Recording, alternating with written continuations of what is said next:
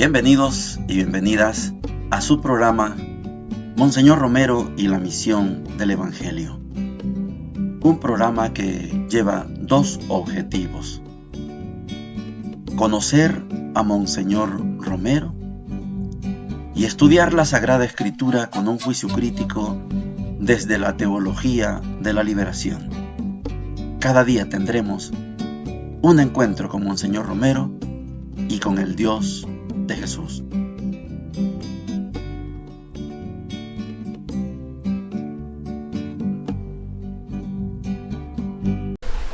Hola, ¿qué tal? Este es su programa Monseñor Romero y la misión del Evangelio. Hoy les saludo desde Ometepe, la isla de Ometepe, aquí en Nicaragua. Estamos precisamente en el municipio de Moyogalpa. La isla de Ometepe tiene dos municipios, una es Moyogalpa y la otra es Altagracia.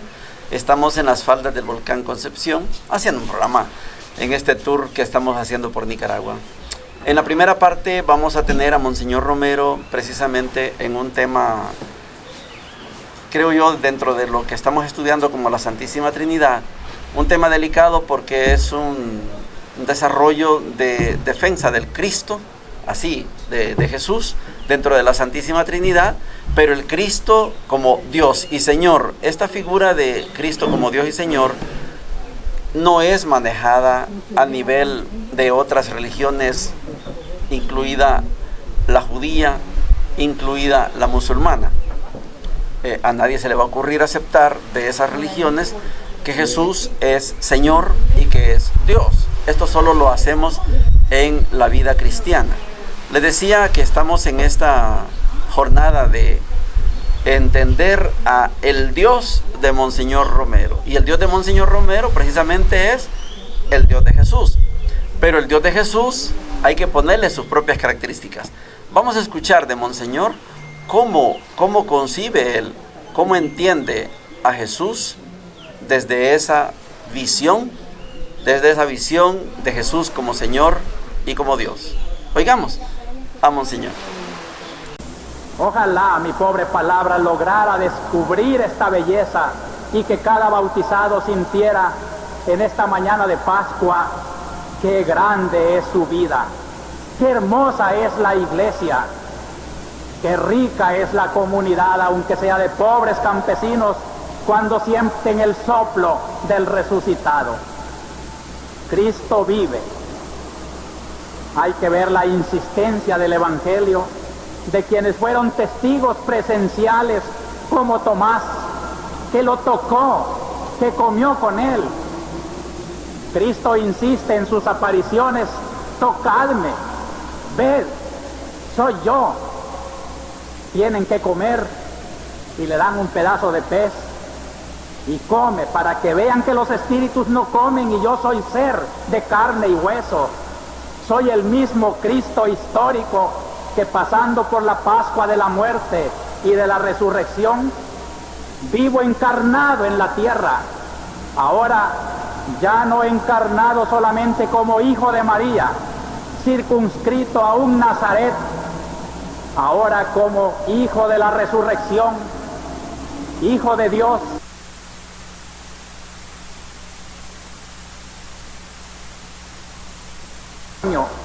Cristo vive en El Salvador, Cristo vive en Guatemala, Cristo vive en África.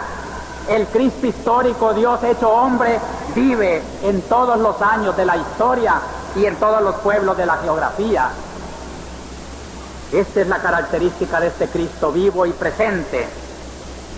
Este Cristo ha recibido en el Evangelio de hoy la confesión más bella que escribieron todas las páginas sagradas. Hoy, hermanos, han tenido la dicha de escuchar la página en que San Juan, el evangelista sublime, llega hasta las alturas a donde podía llegar ya un hombre por más inspirado que esté. Es cuando Tomás, dudando, se convence y cae de rodillas: Señor mío y Dios mío. Este es Cristo. Fíjense que en la interpretación bíblica estas dos palabras, Señor y Dios, son las que usaban los israelitas para designar al Dios de Abraham, al Dios de Jacob, al Creador. Y por eso lo llamaban en hebreo Yahvé Elohim, el Señor Dios.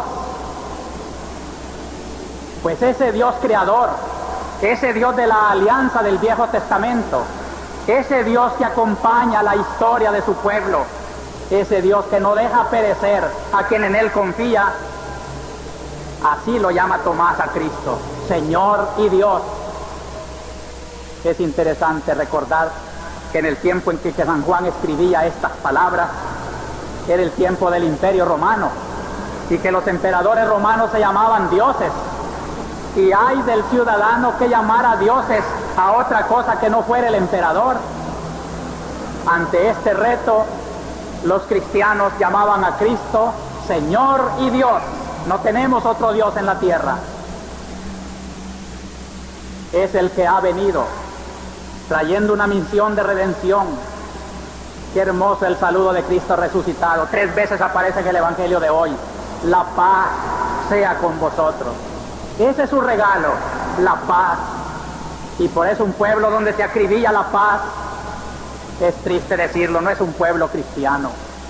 El Salvador, en esas zonas reprimidas, hostilizadas, donde el saludo de paz suena como un sarcasmo, es el anticristo. Ojalá, queridos hermanos de Perulapán, todos sin distinción, caigan ante el Cristo que da la única paz. No es la paz la que pueden dar los operativos militares con quienes colaboran los ejércitos de orden, ni tampoco es la paz la revancha que pueda tomar una organización popular. La paz solo viene de Cristo. Solo Cristo, y creyendo en Él, unos y otros, podremos tener la verdadera paz. Lo que estamos escuchando es precisamente la homilía del 2 de abril de 1978. Es en el contexto de la fiesta de la resurrección. La homilía se titula El resucitado vive en su iglesia. Es el segundo domingo de la Pascua de ese año 78, 2 de abril de 1978. Si usted nos mira en el canal de YouTube, va a ver las lecturas. Hechos 2, 42 al 47, que ya conocemos ese contexto, es la venida del Espíritu Santo. Es las comunidades compartiendo. Está también como segunda lectura la primera de Pedro. Y estamos en el capítulo 1 de la primera de Pedro. Y también en el Evangelio de Juan, capítulo 20, 19 al 31. Son lecturas que yo estoy seguro que ya las conocemos. Monseñor Romero, en este ambiente de iglesia, está hablando, explicando la figura de Jesús dentro de las comunidades. Dice Monseñor, qué bonito cuando Monseñor explica que Jesús se deja tocar, cuando Jesús les pide de comer para demostrarles que no es un espíritu. Esta figura de no ser un espíritu significa una revolución en el contexto de Jesús, porque a Dios se le entendía como Dios, les decía ayer, como Dios potencia, como Dios espíritu, como Dios fuerza.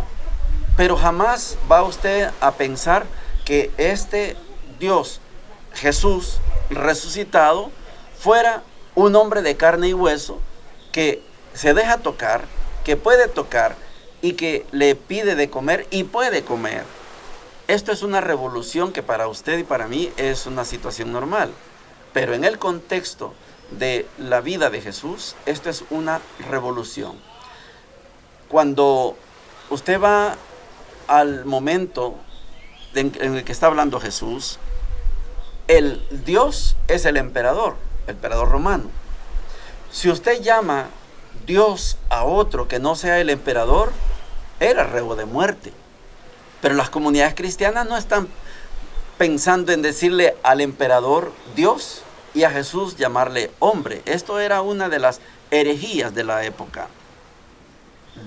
las comunidades cristianas dejan de decirle Dios al emperador y le dicen Dios, Señor y Cristo a Jesús.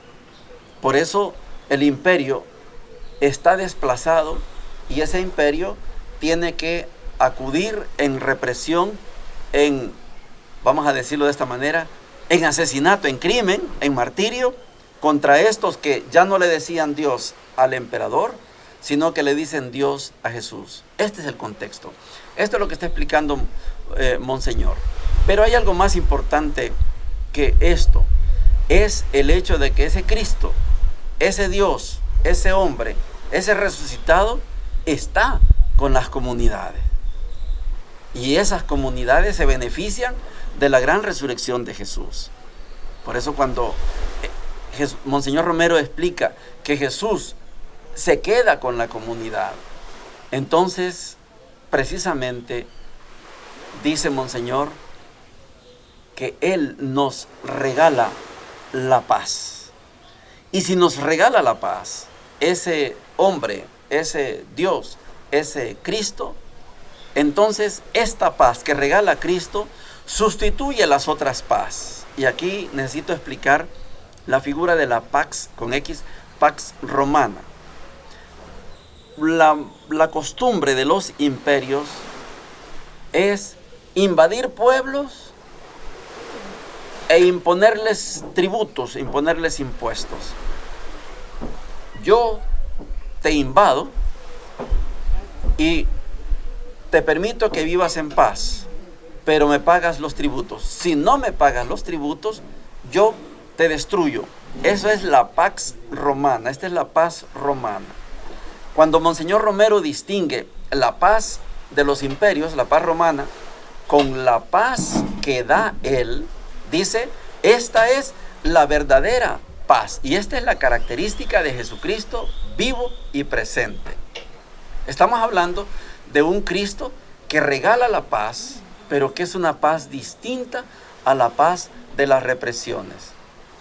Cuando alguien sostiene un país en paz, pero con represión, eso no es paz. Eso es otra cosa. Eso es Pax Romana. Eso es, mientras te portes bien, yo te respeto. Pero si te portas mal, te invado y te destruyo. Esa no es paz. La paz cristiana es saber que tenemos un Dios que cuida de usted y de mí. Esta es una figura que yo creo que la podemos seguir estudiando más adelante cuando estemos estudiando los valores, porque hay muchos valores del reino. Al menos se concentran en 5, pero lo vamos a ir estudiando poco a poco. La primera lectura para hoy está tomada de Isaías capítulo 48, versículos 17 al 19, y dice lo siguiente: esto dice el Señor, tu libertador, el Santo de Israel. Yo, el Señor tu Dios, te instruyo por tu bien, te marco el camino a seguir. Si hubieras atendido a mis mandatos, tu bienestar sería como un río, tu justicia como las olas del mar, tu descendencia como la arena, como sus granos el fruto de tus entrañas. Tu nombre no habría sido aniquilado ni eliminado de mi presencia. Palabra de Dios. Te alabamos, Señor. Tengo que insistir que estamos ahora estudiando al segundo Isaías. Perdonen, no, yo sé que les canso, pero hay que distinguir el primer Isaías, capítulo 1 hasta el 39, el proto Isaías, del segundo o deutero Isaías, del 40 al 55. ¿Que hay diferencias? Sí hay diferencias. No es lo mismo del 1 al 39 cuando Isaías previene al pueblo, previene a los gobernantes, que no ese es el camino, no deben ir detrás de Egipto. Tienen que confiar en Dios. Esta es la primera parte, el Isaías 1. Estamos en el segundo Isaías, el deutero Isaías, el 2, el segundo Isaías. Cuando ya el pueblo está en la esclavitud y ahora les reclama, si hubieran, yo, el Señor tu Dios, si hubieras atendido mis mandatos, no estarías aquí, no estarías así. Y esta palabra es básica para que entendamos que cuando Dios dice, no ese es el camino, No hay que ir por ese camino. Cuando Dios dice, este es el camino, hay que seguir este camino. Ayer estuvimos pendientes de lo que daba la conferencia de prensa, la conferencia episcopal, daban el comunicado, y ese comunicado marca precisamente el camino que Dios quiere. Este es el camino, no es aquel. Y cuando decimos no es aquel, estamos diciendo no es la minería. La minería no es el camino de Dios, pero la conferencia lo dice perfectamente bien. Cuando el profeta les dice al pueblo, si hubieran atendido mis mandatos, no estarían aquí. Tu bienestar sería como un río, tu justicia como las olas del mar, tu descendencia como la arena, como sus granos, el fruto de sus entrañas. Tu nombre no habría sido aniquilado ni eliminado de mi presencia. Si hubieras atendido a mis mandamientos, si hubieras cumplido mi palabra, si hubieras cumplido mi ley, no estarías aquí. Pero no hiciste eso, no obedeciste mis leyes. Te fuiste por el camino equivocado. Monseñor Romero usa la figura del beduino. Usted recordará cuando mataron al padre Alfonso Navarro, Monseñor le aplicó esas palabras, esa figura del beduino se la aplicó a el padre Rafael Palacios. Después se la aplicó a la iglesia. La iglesia solo señala el camino, y después Monseñor también se aplicó esa palabra para él mismo.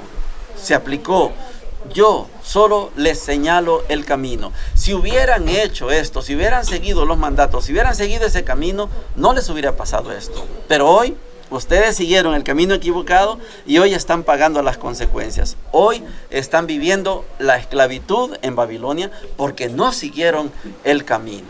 El evangelio de hoy está tomado de Mateo capítulo 11, versículos 16 al 19, y dice lo siguiente. Jesús dijo a la multitud, ¿con quién puedo comparar a esta generación? Se parece a esos muchachos que sentados en la plaza gritan a los otros. Les tocamos la flauta y ustedes no bailaron. Entonamos cantos fúnebres y no lloraron. Porque llegó Juan, que no come ni bebe, y ustedes dicen, ha perdido la cabeza. Llegó el Hijo del Hombre, que come y bebe, y dicen, es un glotón y un borracho, amigo de publicanos y pecadores. Pero la sabiduría ha quedado justificada por sus obras. Palabra del Señor. Gloria y honor a ti, Señor Jesús. Hoy esta lectura de Mateo capítulo 11 es suficiente para preguntarnos qué Dios es el que queremos. ¿Qué es lo que queremos de Dios? ¿Cómo queremos a Dios? ¿Queremos un Dios que nos justifique la minería? No, ese Dios no existe. ¿Queremos un Dios que justifique la mentira? No, ese Dios no existe. ¿Queremos un Dios que esté de acuerdo con la injusticia? No, ese Dios no existe. ¿Queremos un Dios que se quede callado, mudo y que no actúe? No, ese Dios no existe. El Dios de los cristianos es el Dios con el pueblo. El Dios que está con el pueblo, lo decía Monseñor Romero en el audio de hoy. Precisamente es un Jesús que es llamado Señor y Dios, pero que se queda con el pueblo. Por eso fácilmente Monseñor en esta homilía dice, Dios está con Polonia, Dios está con Nicaragua, Dios está con El Salvador y también está con África. En donde haya una injusticia, ahí se hace sentir Dios. No busquemos un Dios que no existe. El Dios de la injusticia no existe. El Dios de la mentira no existe. El Dios de la violencia no existe. El Dios de la explotación no existe. Eso no es Dios. Esos son caprichos humanos. Esta es la literatura de Mateo capítulo 11, versículos del 16 al 19. ¿Con quién puedo comparar a esta generación? Con estos niños que juegan en la plaza. Miren, les cantamos y no bailaron, no se alegraron. Les pusimos música fúnebre y no lloraron. ¿Qué quieren? Vino Juan Bautista, que no comía, y decían que estaba loco. Juan tenía una vida austera. Hemos estudiado a Juan como el más pequeño en el reino de los cielos, pero el ejemplo de los que se hacen violencia hacia sí mismos. Se hicieron violencia hacia ellos mismos, porque por eso renunciaron a los gustos, a los caprichos, a los deseos, a los anhelos, y por haber hecho eso, son los primeros en el reino de los cielos. Pero, como no imitamos a Juan Bautista, ni imitamos a Jesús, que Jesús no tenía dónde reclinar su cabeza, que tenía la verdad en la punta de la lengua, que tenía la justicia en el haber, en su mochila. Entonces, ni Juan Bautista, ni Jesús, ni los profetas. Entonces, ¿qué quieren? ¿Con quién los puedo comparar? ¿Con qué generación los puedo comparar? No hay manera de que ustedes queden libres, porque el Dios de Jesús, el Dios de Monseñor Romero, es el Dios del amor, es el Dios de la justicia, el Dios de la verdad, el Dios de la paz, el Dios de la hermandad. Eso es el Dios de Jesús. Estamos estudiando a Mateo en el capítulo 11, y es este Mateo que nos gusta mucho porque nos presenta a Jesús como el nuevo Moisés. Hoy, tomando a Jesús como el nuevo Moisés, podemos decir, ese nuevo Moisés está diciendo que no podemos creer en un Dios de la injusticia, en un Dios de la mentira, en un Dios de la minería, en un Dios de la ambición. No, ese Dios no existe. Solo existe el Dios de la paz, pero no el Dios de la paz romana. Si te portas mal, te mato, y si te portas bien, pagame los tributos, no te hago nada. Ese Dios, esa pax romana, esa no nos interesa y no nos debe interesar. Bendiciones para todos y para todas. Hemos presentado Monseñor Romero y la misión del Evangelio. Hasta la próxima.